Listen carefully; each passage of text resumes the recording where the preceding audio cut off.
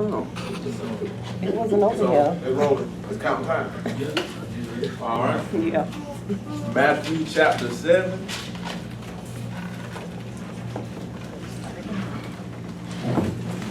Matthew chapter 7, verse 17.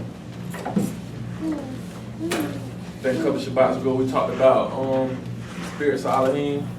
Went over that Yashayahu, Isaiah 11, talking about them 7 spirits, spirit of understanding, knowledge, wisdom, counsel, might, spirit of Elohim.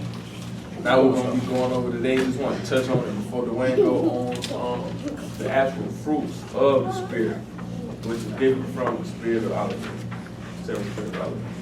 All right. So let's start with, like I said, Matthew 7, verse 17. Even so, every good tree bring forth good fruit, but a corrupt tree bring forth evil fruit. Okay? A good tree cannot bring forth evil fruit, neither can a corrupt tree bring forth good fruit. Every tree that bring not forth good fruit is hewn down and cast into the fire. All right. So we see that a good tree cannot bring forth evil fruit. That's what we're looking at. So we know that we're supposed to be walking in the Mashiach. We want the Mashiach. We cannot let our beings bring forth evil fruit because the consequences thereof is the tree being hewn down and cast into the lake of fire. So that is what we're looking at today, and it's kind of touching on what we talked about last Shabbat, talking about serving 2 masters. You know, it's pretty much the same thing. It ties to the same thing. We're supposed to be goodly boughs, goodly trees, and the branches of Elohim, his offspring, his first fruit.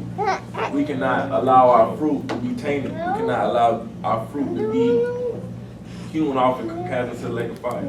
So we're going to be looking at that to look into the fruits of the Spirit. So the good fruit that you are supposed to be bringing forth is reflected in the fruits of the Spirit. So we talked about understanding what it means to have a Spirit. The Ruach is supposed to bring forth good fruits. It's the Ruach of Elohim. If it's not the Ruach of Elohim, it's not going to bring forth fruits of the Ruach. It's going to bring forth fruits of the what? Anybody know this? Fruits of the flesh, right? Because like we said, we're talking about serving 2 masters. We're talking about good fruit and bad fruit. The fruit that is good and the fruit that is good and acceptable to Yahuwah is the fruit of the Spirit. And the fruit that is the bad fruit is the fruit of the flesh. All right. So let's jump into Galatians 5.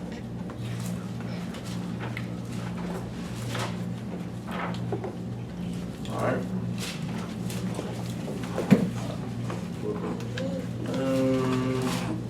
Around by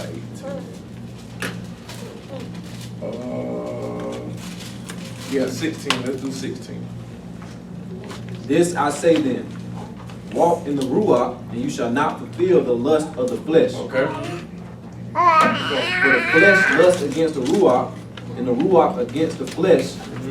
They are contrary the one to the other, so that you cannot do the things ought that you would. All right, so we stop there. Same thing we read, Mashiach saying, a good tree cannot produce evil fruit, and an evil tree cannot produce good fruit. It's the same battle, spiritual warfare. You warn against your spirit and your flesh. You warn against your mind and what your spirit really wants to do. So we see here, they are both contrary. That means you can't do both. It can't be, I'm serving the spirit one day, I'm serving the flesh one day, I'm serving the spirit one day, I'm serving the flesh one day. Because the similitude of the tree is being our body. So our body has to bring forth one fruit to be susceptible to Elohim. Let's keep going, 17, 18. But if you be led of the Ruach, you are not up under the law. Now the works of the flesh are manifest. All right, stop here. So before we go into these fruits of the flesh, I want y'all to understand. This. So with the fruits of the flesh, just like it is now naturally, it's naturally more things to do wrong than it is things to do right. It's easier to do wrong than it is to do right. It's not balanced. It's not like it's an equal thing. It's going to take more effort. It's going to take more skills. It's going to take more wisdom, understanding, and discernment to actually do the right thing than it is to do the wrong thing. You understand what I'm saying? So we got to look at it. When you're looking at a situation, you see yourself tempted, understand that 9 times out of 10, it's easier to be out of the way and doing the wrong thing than it is to be doing the right thing. So let's go over these fruits of the flesh.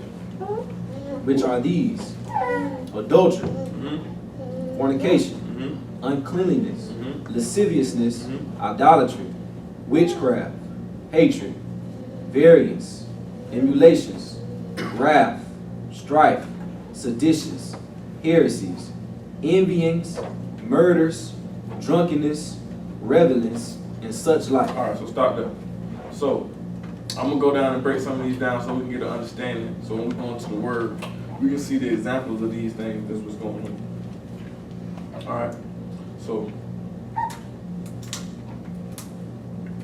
let's start with adultery.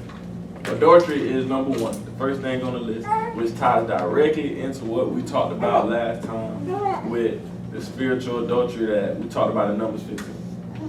And that ties directly into, like I said, serving two masters, because when you committing this adultery, if you're committing and you're saying that in your heart, you're confessing with your mouth that you believe in this man, and you taking on this man, and you are walking one with this man, and you veer off and serve other gods, serve the God of your belly, serve your flesh, you are openly committing adultery against the Most High. You are openly serving other gods and worshiping another master, which is yourself. And that's what the adversary wants you to do, because as soon as you worship yourself, you put that same judgment upon your head, you being cast off into the lake of fire, because his judgment is already sealed. We know that. So first you got to understand that going into it, at any time you're putting yourself in a position where you are losing your salvation by accepting the things of the flesh. All right. So adultery, that's hands down. Fornication, uncleanness, lasciviousness. Anybody have an idea what lasciviousness is? Lust. Unbridled lust. Now, when we're looking at lust, we can look at the spiritual, and we can look at the physical. Physical, lusting after what your mind and what your body wants. And the spiritual, you can look at it, you lusting after the things that are not expedient to your salvation. Because it's not just a physical lust that you're lusting for a woman or lusting for the things of the flesh. You got to think that spiritually, you want to lust, or let me get the word. I'm going to try to get the technical definition. All right. It says unbridled lust, excess. All right. Shamelessness. So when we talk about excess, it might be things in your life that you're doing that might not necessarily be a sin, but you got to understand that you doing that in excess, and you want to do something so much that it can interfere with your relationship with the Father, and you walking in the upright way. And this is something Dwayne talked about too. If you know that you putting your time into something that might not necessarily be a sin, but it's taking away from your time that you're putting into developing your relationship with the Father, developing your relationship in the Word, you growing mentally and spiritually, it's still lust.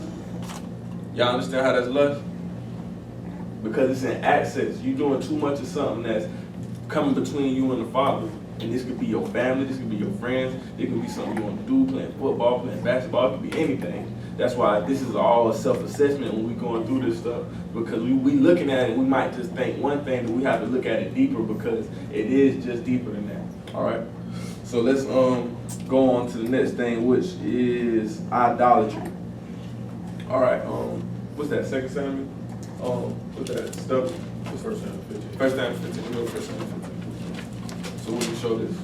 You know, we all think about idolatry as physically worshiping other idols or worshiping other gods. But we always say this, but we rarely go to the verse. It's 1 Samuel 15. All right. 1 Samuel 15, verse 22. Go ahead. Samuel said, "Have Yahuwah great delight in burnt offerings and sacrifices, as in obeying the voice of Yahuwah. Behold, to obey is better than sacrifice, and to hearken than the fat of rams. For rebellion is as the sin of witchcraft, and stubbornness as iniquity and idolatry." All right. So point blank simple. When we looking at idolatry and witchcraft, we are the next two. It says here that rebellion is as the sin of witchcraft. So you might not physically be partaking in witchcraft, but your rebellion, or you hardening your hearts to doing what Yahuwah is asking you to do, what you know is right, is still considered idolatry. And we go down further and look into, at 23 it says, and stubbornness is as iniquity and idolatry. All right. So we understand that through us being stubborn, through us rebelling against Yahuwah, and in deed and in action and in thoughts, because he knows our thoughts, you still committing these sins, and you still producing these fruits of the flesh. And a rebellious mind and a stubborn heart is proud. You understand? We know the proud want to inherit the kingdom. You get what I'm saying? So you got to think in your thoughts of your mind and the wants and the access of your mind will eventually cause you to be openly sinning, and producing the full fruits of the flesh. And that is why I want y'all to see that it can't be a twofold thing. You have to go into it fully looking at, okay, I cannot be doing things of the flesh because it will move me away from producing my spiritual fruits that is unto salvation, unto eternal life. All right. So let's jump back to Galatians 5. All right. We got hatred. You know what hatred is. And then we got variance. Anybody know what variance is? Variance. Variance is contention, strife, wrangling, quarreling, or debate. All right. So we already understand what that is. That's you not being able to hearken and take counsel. And we're going to look at how the spirits of Elohim that we talked about, discernment, understanding, wisdom, which is skill, all these things tie into you being able to produce these fruits of the spirit. Because it's a time and place for all things in all situations. You being able to hold your wrath, hold your tongue, keep yourself out of debate, keeping yourself out of strife and contention with other people is all your ability to use skill and wisdom in situations, which goes back to having that spirit of understanding, spirit of discernment, having that spirit of wisdom, that skill to be able to know what to say and what to do in situations so you won't put yourself in a position where you're producing the fruits of the flesh. Because these are the things that make us produce those fruits of the flesh because we're not operating in the boundaries of the spirits of Elohim. All right? The ability not to take counsel. If you're not taking counsel and can't nobody tell you nothing, that's stubbornness. We just talked about that. That's you not being able to hearken to what somebody telling you for you to be able to make the positive decisions to move forward, to be better, because that's who is trying to move you out of that situation into something better. The same thing we just talked about with Ahab and Jehoshaphat. The prophet's coming to tell him what is good unto him, but his stubbornness, the prophet's always prophesying me the wrong thing. He'll never tell me what I want to hear. You being able to discern and use skill to hearken into the spirit of counsel so you can do something that's beneficial to save your soul. These are the things that we're talking about, how just as soon as you stop operating outside of the spirit of Elohim, you're automatically going to be operating in the spirit of the flesh. There's no in-between, there's no gray area.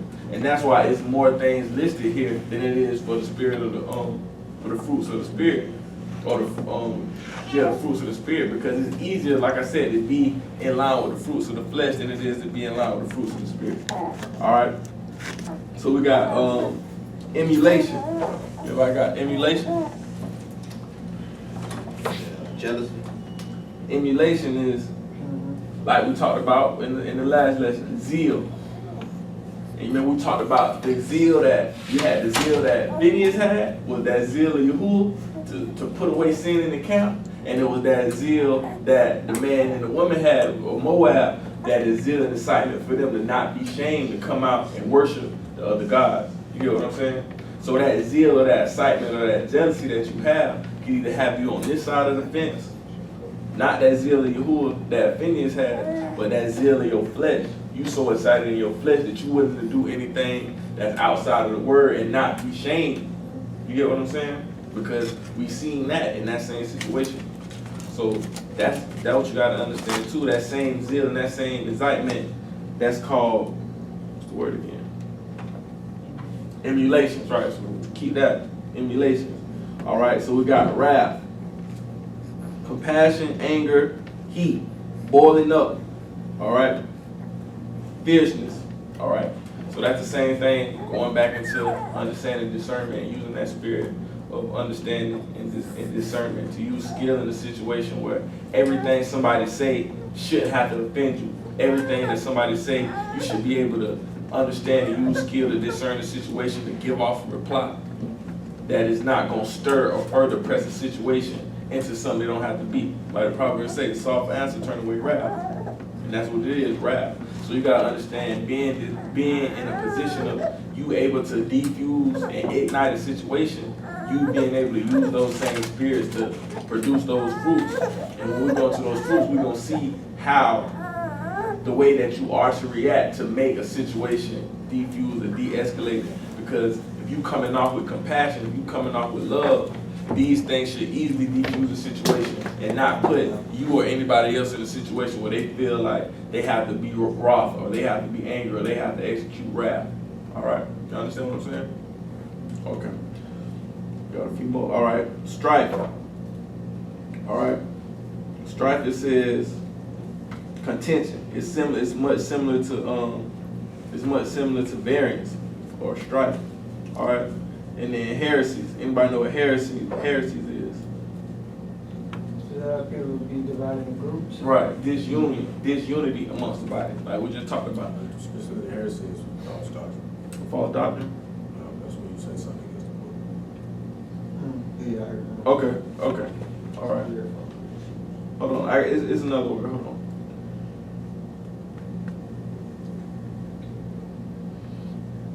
So they told you that. No. It's seditions. I'm sorry. Now seditions. You're right. Seditions is like you said, disunion, and then heresies is doctrine outside of the word. Like we talked about, somebody beguiling you into believing something that's not in the book. So let's get that clear. That's why I want to go through these words, because a lot of these words we might read over and we not fully understanding how we might be doing these things because we not really understanding what the word means. That's why I want to go through this too. So seditions is dissension or division, disunion amongst the body. All right. So that's that oneness, being outside of that oneness that we talked about. We know we're supposed to be tight knit as one. Hello? That seditions is that disunion of the body, causing strife and disunion or stirring discord amongst the brethren. All right. And then, like you said, heresies is doctrines. Those are doctrines that are not doctrines after the Mashiach. Those are not doctrines or things that are outside the book. Traditions of man, heresy. All right. Following after man instead of what the book say. All right. And then we got envying, jealousy, murders, drunkenness, revelings. They say revelings is Party, wild party. right. Drunkenness, nocturnal, partying, street, debauchery, letting loose. You know what I'm saying? So that's what revelings is. Revelings, Mardi Gras, partying, out late night, drunk, with the sinners, reveling. You get what I'm saying? Being where you're not supposed to be. All right. So, and then the last one was, that was the last one, drunkenness and reveling, and such like which I tell you before, as I have told you also in time past, that they which do such things shall not inherit the kingdom of Elohim. All right. So now we broke these things down. We understand that there's a lot of things that you can do that can be outside of the way and outside of the word, which is why a comment he made profound when we were looking at Colossians is you can't expect yourself to grow and you can't expect yourself to have understanding of the word being you by yourself. You know what I'm saying? Because you always warn against your flesh. So you gotta understand your flesh don't want to do things that your flesh want to do. And if you don't got the word and you don't have other people around you that's strengthening your spirit, you got other people around you that's doing what you're trying to do. Other people around you that can help you gain understanding so it can be for the salvation of your soul. How can you really produce fruits of the spirit alone? You get what I'm saying?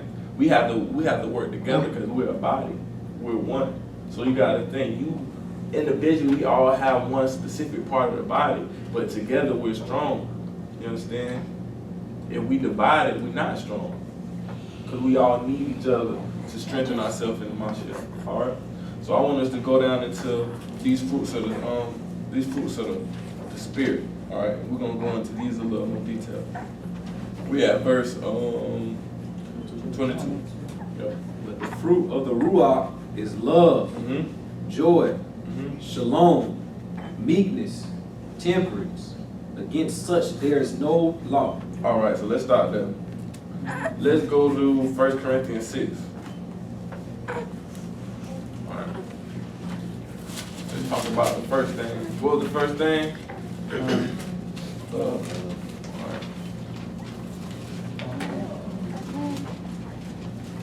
Let's go to about verse 7.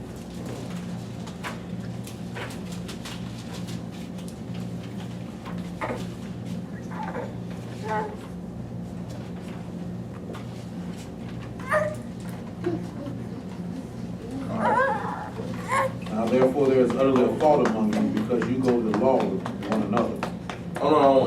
13. Chapter. Yep. Alright, this one. Okay, so we're talking about love, right? Anybody know another word for love in the script? Charity. Charity. Alright, so charity. And what is charity? When you think about charity, people giving to charity. Taking care of the fatherless and the widows. Okay. But let's look in the definition that we think about now, like modern sense. So when somebody is doing some charity work, what are they doing? Raising feeding the poor. They usually give you something, time, money, or whatever it is, without getting something in return. So if you gave money to charity, you just gave them money, not expecting nothing back from the charity. You giving them money because out of the kindness of your heart. All right.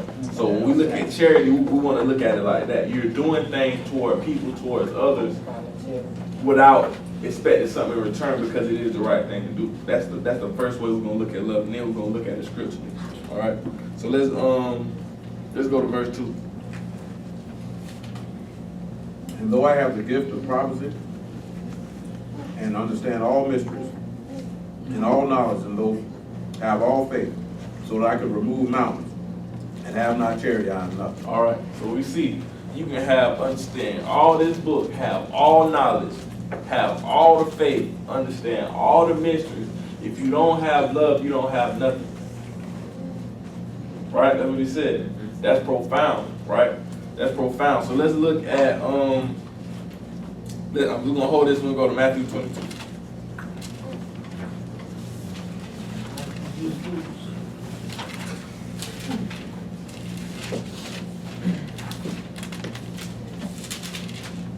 No, Mark 14. Sorry.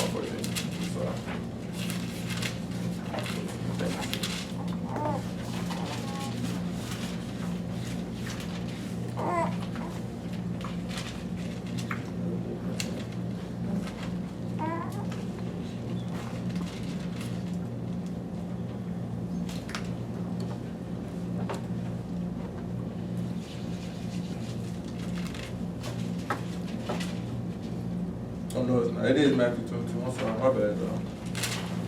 Try to stop.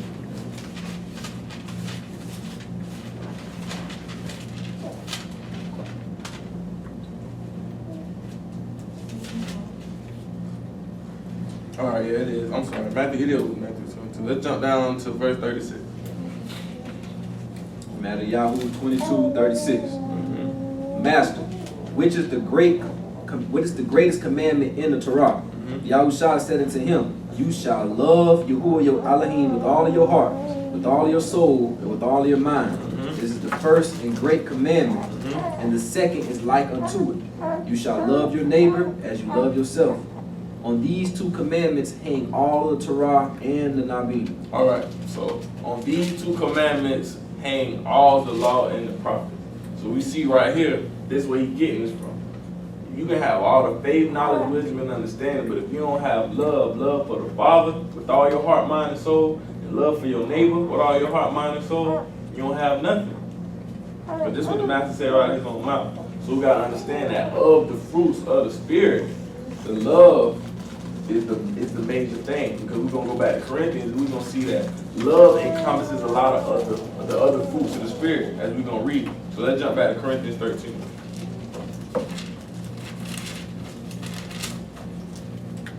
All right, and I think we was at verse 3. Though I bestow all my goods, and though I give my body to be burned and have not love, it profit me nothing. Charity suffer long and is kind. Charity envy not. Charity vaunt not itself. It is not puffed up. Let's stop there. So charity suffereth long. So that means love is long suffering, and love is kind, and love envieth not, and love vaunteth not itself or is puffed up. So that means love is not prideful. Love is humble. Love is not envy. Love is kind, and love is long suffering. So we go back and look at Galatians 5. A lot of those same fruits of the Spirit, which is patience, kindness, long suffering, is encompassed just by having that love for one another and that love for Elohim. That's why love is so important. It's not the same love we talk about. People say they love each other. You know what I'm saying? You hear parents, friends, family, relatives boyfriends, girlfriends say they love each other, but the love that we talking about in the book, a lot of people don't have. You know what I'm saying? They don't really have that patience for one another. They don't really have that genuine charity towards wanting to put time, effort into people without receiving much in return for the sake of you care about them and you want better for them. Y'all understand what I'm saying? And that's the love that he had for us. Even though we read us going out committing all the fruits of the flesh, adultery, fornication, lust, envy, all that we've done to break the commands, this man has still chastened us and still reproved us for us just to come back with him. Like he said, all day I've stretched out my arm to a stiff-necked and rebellious people. You understand? So that's love, because we're not doing anything. We're not giving this man sacrifice. We're not being obedient to this man. And at the same time, he's still there with his hands outstretched for us to come back to him to make us better so that we can, or he can find us worthy to come into his kingdom and come into this house. You understand? To the point where he sent his son for us, even though we was wicked, for our sins. When the Mashiach walked in all the fruits of the flesh, in the spirit, he walked in all those things while he was here on earth, not wavering one time. For us, even though we still do the same thing today by wavering and not fully staying on point, not fully staying within the parameters of the fruits of the spirit. Because we got to understand that as we waver, as we go after the fruits of the flesh, you putting this man works to shame. You putting this man works to nothing. Because when you do this, you putting shame on this man's name. That's why he said, if you love me, keep my commandments. Because that love that you have for him should be greater than you just fearing him, oh, if I do this, I'm going to get in trouble. Or what he going to do if I do this. You worry about fearing him or fearing your consequences of what you're doing. You should have enough love to see that this man loves you enough to do all this for you. You should want to do this out of the genuine kindness of your heart. That's the charity. That's the sacrifice that you give him. When you sacrifice your sin and you sacrifice the way that you're living for this man, because he done sacrificed all that for us. And we still got an option. Yahushua ain't have no option. It wasn't no, oh, you can backslide today, you can try again tomorrow. And we didn't have none of that option. But I believe that a lot of us, and especially not just people in this room, but people in general who deal with the word, they feel like, oh, Yahushua died, we got another chance, we can try again tomorrow, ain't nobody perfect, we'll get it right one day, we'll get it right eventually. That's what keeps people in a perpetual state of sin. And then like we just talked about, you don't never know when, all right, you done sinned that time, that's it. I'm gonna give you over. I'm not even, when you come to pray for me, to strengthen me, to help me, help your, I pray to strengthen and help myself get through this, he's not gonna come help me. He's not gonna help me no more because he's washed his hands with me. Because he know that in my heart, I don't really believe and I don't really love this man. Because if you understand what Paul said, he said, I can have all faith. He said, I can believe in this man with my whole heart. But if I don't love this man, I don't have nothing.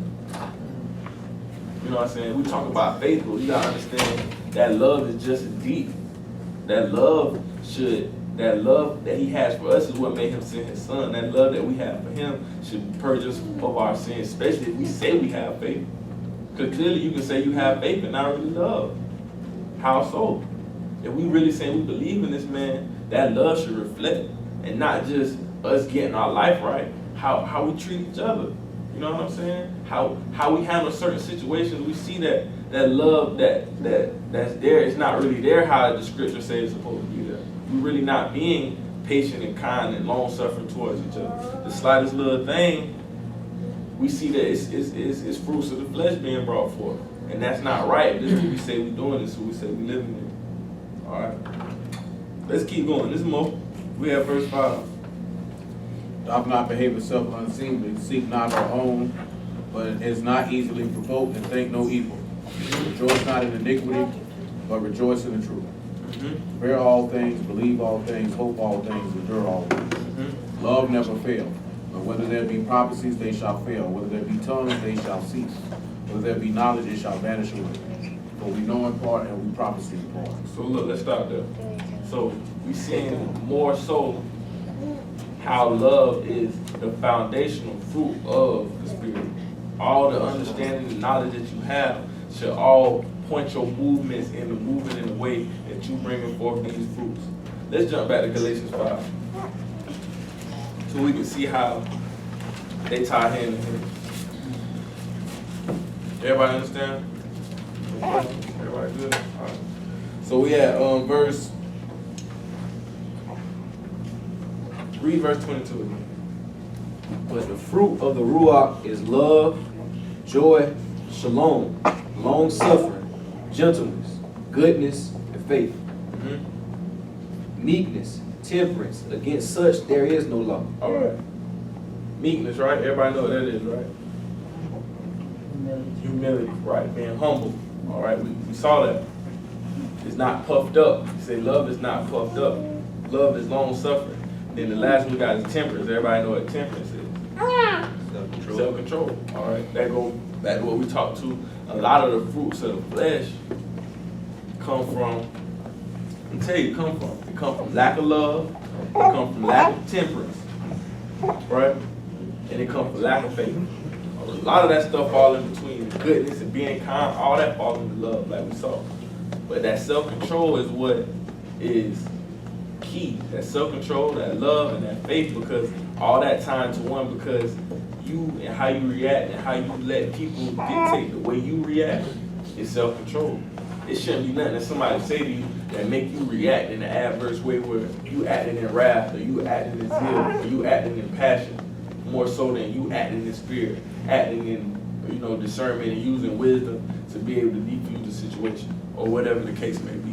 And it's not even just dealing with people with the word, it's dealing with at your job, it's dealing with people that you just meet and being out, because you gotta understand the way that we live our life, us living by these principles are supposed to reflect in how we live and how other people view us and how other people see us, to be a witness and testimony against other people who don't believe this book. So when you go out and people who don't believe see you producing these works that's not of the spirit and of the flesh, it's the same thing. A good tree cannot produce evil fruit. It can't be this way. So my focus is, from this we gotta understand that the love that we have for the master, the love that we have for Yahuwah should trump that. But we know that fear of Yah is the beginning of wisdom, but he already said that wisdom passed away. That stuff passed away, but the love is what stands. The love is what stands from the beginning. He loved us from the beginning. He still loved us through our adultery, through our sin, through all the stuff that we did wrong. And we read in Colossians, even though he forgave us of our trespasses that we did before, you gotta understand, once we take on this man and we start believing this man and walking this man, he's not viewing that the same way, because he knows that we know better. So we already vowed to live a certain lifestyle. We already vowed to say that we're gonna do what he's asking us to do. We're gonna do it out of love. We're not gonna do it out of just, like I said, fear that if I don't do this, I'm not gonna get what I want, or he's gonna punish me, or he's not gonna answer my prayers.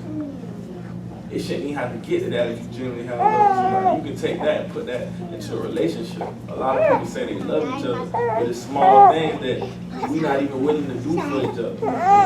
In a physical marriage and in a friendship. You know what I'm saying? These things that us, especially as an assembly, we gotta go farther into, because we supposed to be one and to bring us all together. And love is gonna do that. When people feel like it's genuine love, people don't feel like they can open up. People don't feel like they can confide and trust people to do what they say they're gonna do, and not feel like they out or feel like they're not connected. So we all in this together. You understand what I'm saying? So let's go to let's finish this up. We at 24. And they that are Galatians 5, yeah, first. Galatians 5 verse 24. And they that are Yahushua HaMashiachs have crucified the flesh with the affections and lusts. If we live in the Ruach, let us also walk in the Ruach. Let us not be desirous of vain esteem, provoking one another, envying one another. All right. So the key point here is 25. If we live in the Ruach, let us also walk in the Ruach. If you saying that this is what you're doing, and this is what you live by, this is what you stand on, walk that. Let other people see that, so people know that this is what you believe, so you can be that testimony for other people who might even be interested or say they have faith but don't understand what the Spirit is supposed to bring forth. Because we know it's a lot of people out here that They think they on the right path. They think they believe in this word, but they don't really have that same understanding that we know we have. And that's all come from the love that he's showing towards us, because none of us have done anything to be in here right now. That's what love is. We have done nothing to make us stand out to Yahuwah that we should be granted this opportunity to be in this man's truth and walk in this man's life and have an opportunity to really feel this man's salvation, because we always in sin. And that's the same love you gotta have for people. That's the same patience you gotta have for people, so that you can reflect the Master in our day-to-day walking, our day-to-day doings. All right. So let's go to Matthew 22. That's what I want to say that.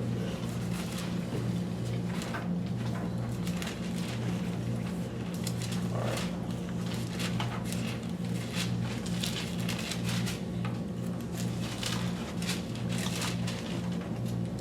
All right.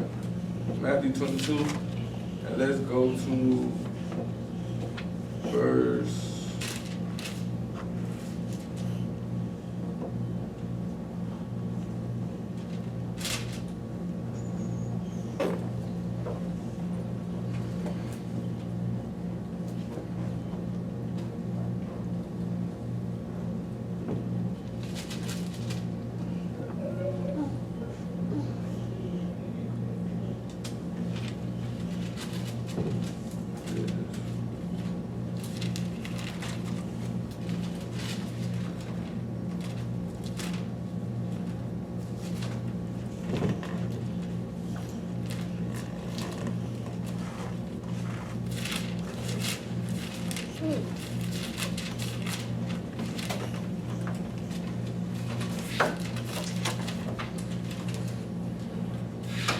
All right, it is. I'm sorry. Mark 14, and then we're going to Ephesians 6.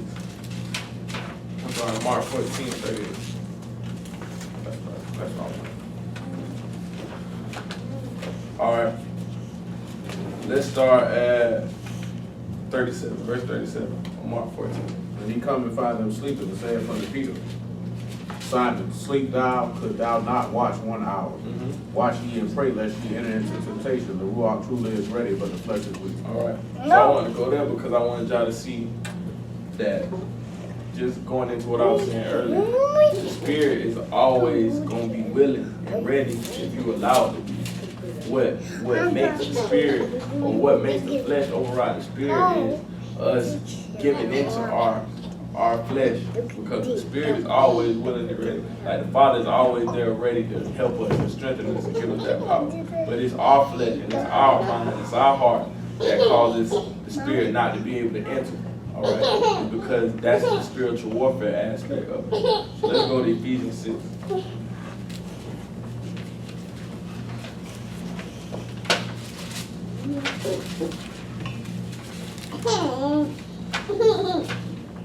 All right.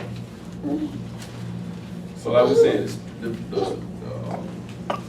the spirit is ready and willing, but the flesh is weak. All right.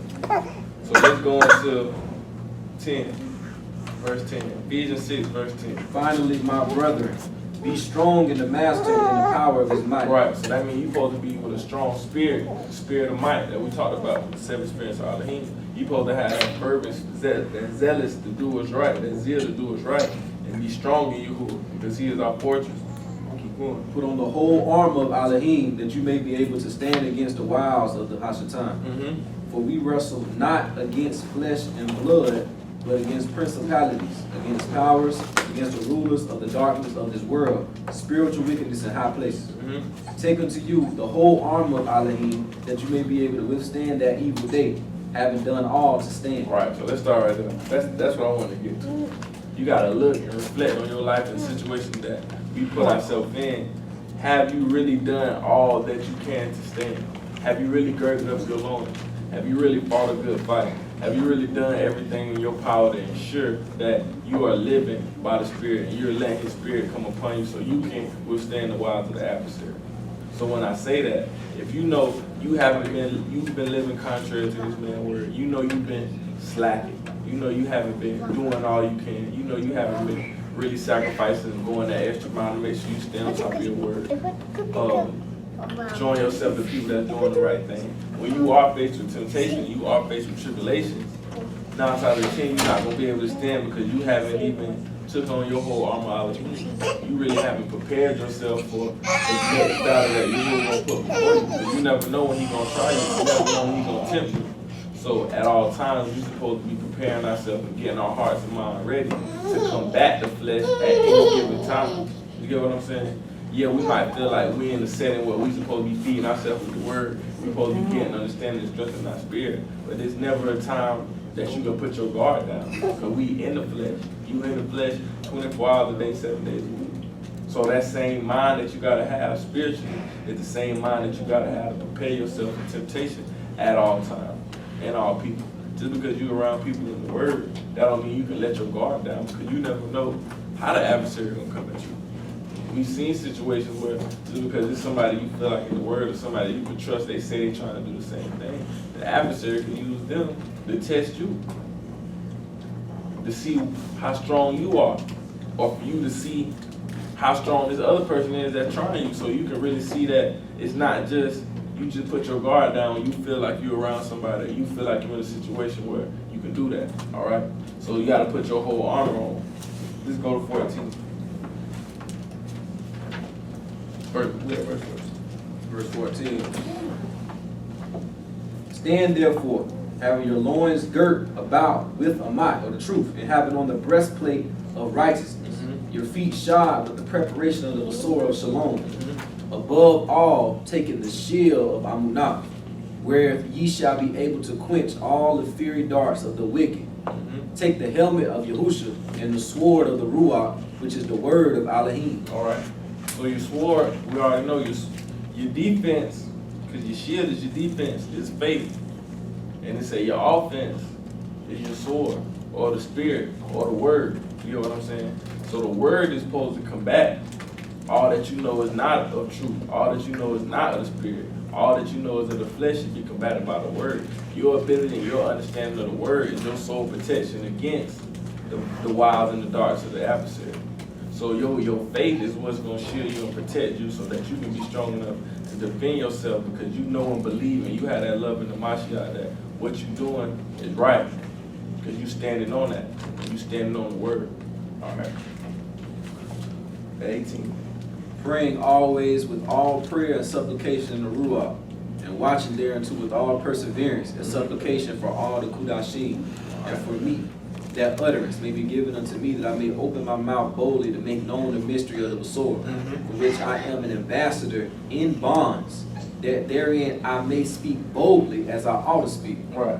So that go again to understanding that things and how we live in our life can affect our ministry and us being able to boldly proclaim the gospel and boldly proclaim the truth, because we know that we're doing stuff that's not right or that's not in line with the word. That could take away your ability to minister to other people and your ability to be bold in the word, bold to others, because you might not want to talk about something because that might be something that you do, and in that position you're not going to be able to correct somebody on that. That's something that you're doing because you can't boldly confess the gospel because you still got stuff that you haven't mastered and stuff that you still know that you're doing.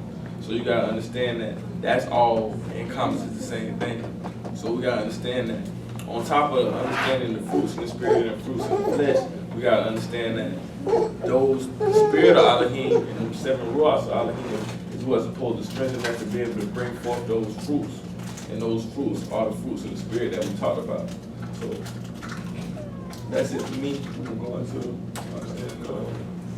breaking down the word.